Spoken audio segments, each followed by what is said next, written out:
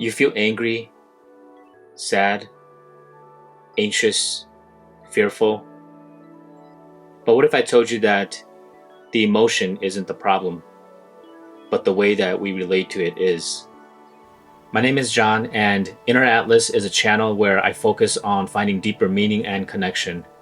In this video, I'll show you that how you deal with your emotions will either make them better, help you heal, or it will bury them deeper and it will get worse. The first thing I want to say is emotions are a part of life. In fact, they help us survive. And without emotions, we wouldn't be alive. Imagine that you were being chased by a lion, or perhaps you were sitting on the edge of a cliff. Our natural instincts of anxiety and fear would kick in, helping us to avoid those situations and allow us to survive. Now, in modern day, we don't really get chased by lions anymore, but there are other things such as fast cars. There's other dangerous situations that could put us at risk.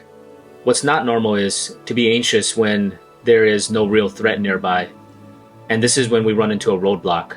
I remember when I was younger, say about 5 to 9 years old, I used to have these night terrors. And I would wake up in the middle of the night crying, running around the house, pointing to the wall that there was a ghost or a monster nearby. I don't really remember these episodes, but my parents and my family would describe them to me, and I would be in this state of fear and shock. I would wake up the next day in my bed, not knowing what happened. And these episodes usually happened after I watched a scary movie, and I don't know why our parents let us watch scary movies when we were younger. They were definitely not good for us, and especially my mental health suffered as a result of it. After repeated episodes of these night terrors, my parents thought that I was possibly possessed by some sort of demon or evil spirit. And I remember my parents inviting a shaman over to do a ritual to try to get rid of this evil spirit. And I don't know if it worked. I don't think it did because the episodes continued. And it wasn't until I was older, say about 9 or 10 years old, until I stopped having these night terror episodes. And I think it was because I stopped believing that ghosts and demons and whatever supernatural source there is out there exists. And I also stopped watching scary movies, which helped. Most kids usually grow out of being scared of ghosts and monsters by the time they're teenagers. And as I reflect, I think what happened is that the ghosts and monsters never came. And this leads me to my next point, which is that look at the evidence for certain triggers or exposures before having emotions. I used to check my closet under the bed. I used to make sure there's nothing in the corner before I went to bed. And even though I was still scared of these ghosts and monsters, they never came. I survived. I'm alive. Nothing ever harmed me. And after these ghosts never came to get me, I stopped believing that they exist, and I started believing that they will never come. But I still wonder if I continued to watch scary movies, or if I surrounded myself with people that always tried to scare me, and some of my older cousins always liked doing this. I wonder if my belief that ghosts and monsters exist would continue. And this brings me to my next point, which is that what we expose ourselves to plays a huge role in not only what we believe in, but the emotions we experience. If you expose yourself to the news every day, maybe watch it excessively, and you see all the bad things happening in the world, of course you're not going to be able to sleep at night. Of course you're going to feel angry, upset. Of course you're going to feel anxious about what's going to happen. That's inevitable. Another example is if you're spending your time scrolling through social media all day, you see other people in their happy lives, how attractive they are. Of course, this is going to make you feel insecure. Of course, you're going to be prone to comparing yourself. I think the key here is that we can choose to expose ourselves to certain things. For example, if you're a child growing up in a certain household with certain parents that have a certain personality or certain traumas that could affect the way you develop. I know this because Even though I love my parents, and even though they've made a profound impact in my life, I've definitely had my disagreements with them as well. Through my work as a psychiatrist, I've seen how a parent might displace his or her trauma to the child and see that manifest as behavioral or emotional problems in the child. I think one thing that many parents aren't aware of is that when they displace their anger, their fears, their sadness to their children, and they may not even be doing it on purpose, but when they do this, it doesn't make it go away.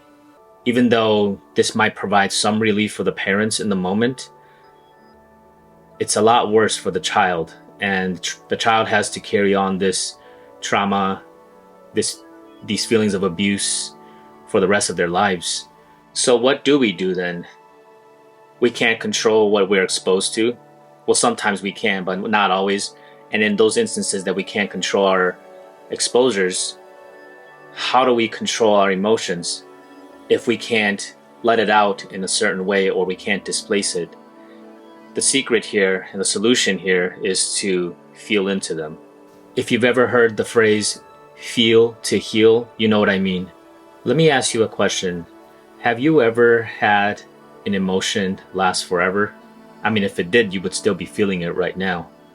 But think about the last time you felt sad or angry or anxious. How long did it last? What did you do to make it go away? Did you try to avoid it? Did you try to numb it with using the internet, sleeping, indulging in food?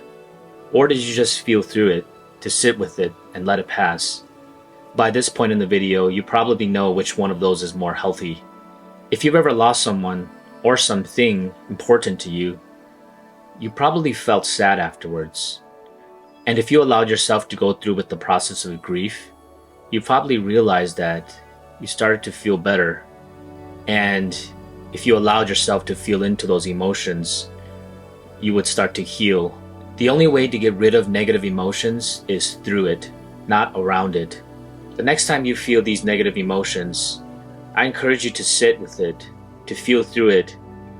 And I want you to notice how this emotion might slowly melt away from your body and your consciousness. There's a common term for this, and it's called emotional regulation. When I learned to regulate my emotions better, I no longer let my life be bothered by the small things. I also no longer let my emotions paralyze what I wanted to do and the direction I wanted to go in. For example, I used to get really angry when I felt I was being mistreated on the road by other drivers. And what made me even more angry was that I was not able to get back at them. But after a while, I decided that it was not worth it. And even though I felt angry, I decided to just let myself feel that way. And I noticed that after 5-10 minutes, the emotions would no longer be there and they would go away. And I would still think back about these occurrences, but they would no longer affect me in the way they did in the moment. Other ways to help regulate emotions are to take deep breaths, to do relaxation techniques, to even do some grounding techniques such as counting. If you continue to have anger, fear, or other negative emotions in certain situations, and no matter what you did, you continue to have these emotions, despite even regulating your emotions, you might need to dig a little deeper. I know for me, I have this pit in my stomach when I go into situations where there's a lot of people and crowds and festivals or heavy traffic.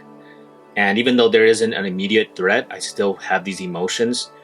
I'm sure if I dig deep, there was probably some sort of stressor or trauma that was related to these situations that I had experienced in the past.